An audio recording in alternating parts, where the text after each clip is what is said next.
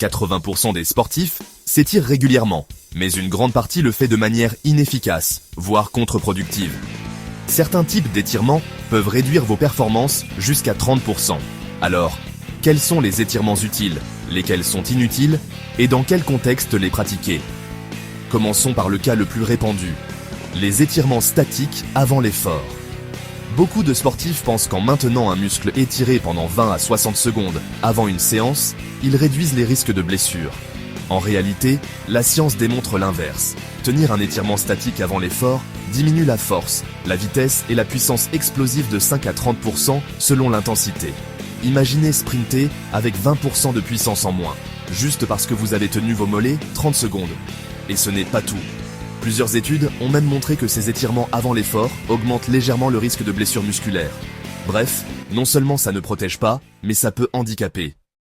L'alternative efficace, les étirements dynamiques, ça consiste à reproduire des mouvements contrôlés qui imitent l'activité sportive.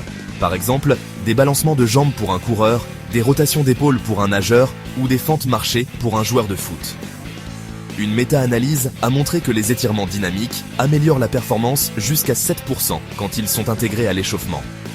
En plus, ils augmentent la température musculaire, activent le système nerveux et améliorent la coordination. Pour l'anecdote, l'équipe d'athlétisme jamaïcaine, celle d'Usain Bolt, a complètement abandonné les étirements statiques avant la course. Leur routine repose presque exclusivement sur des étirements dynamiques et des gammes athlétiques. Résultat, plus de puissance au départ et moins de blessures musculaires à haute vitesse. Mais attention, ce n'est pas parce que les étirements statiques sont mauvais avant l'effort qu'ils sont à bannir complètement. Bien utilisés, ils ont leur place ailleurs.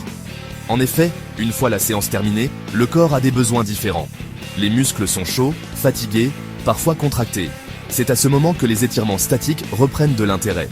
Maintenir un muscle étiré permet de relâcher les tensions et d'améliorer l'amplitude articulaire au fil du temps. Pour remettre les choses au clair, les étirements statiques ne réduisent pas les courbatures. Les études montrent que l'effet sur les courbatures est quasi nul. Mais ils sont très efficaces pour conserver ou améliorer la souplesse, surtout après une séance régulière.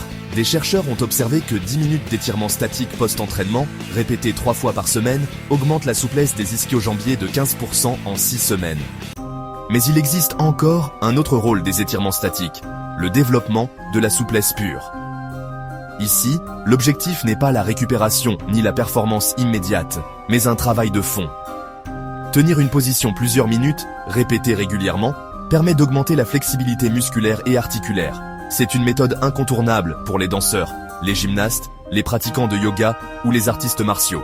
Et pour l'anecdote, les moines Shaolin en Chine passaient jusqu'à 2 heures par jour en position d'étirement extrême pour renforcer leur souplesse et leur résistance à la douleur.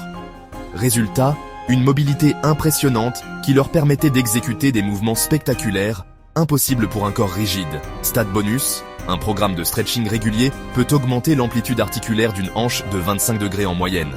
Cela peut faire la différence entre un coup de pied haut réussi et une blessure à l'aine. Et maintenant, dites-moi en commentaire, vous vous étirez plutôt avant ou après vos séances? Lâchez un j'aime, ça nous aide énormément et abonnez-vous pour ne rien manquer.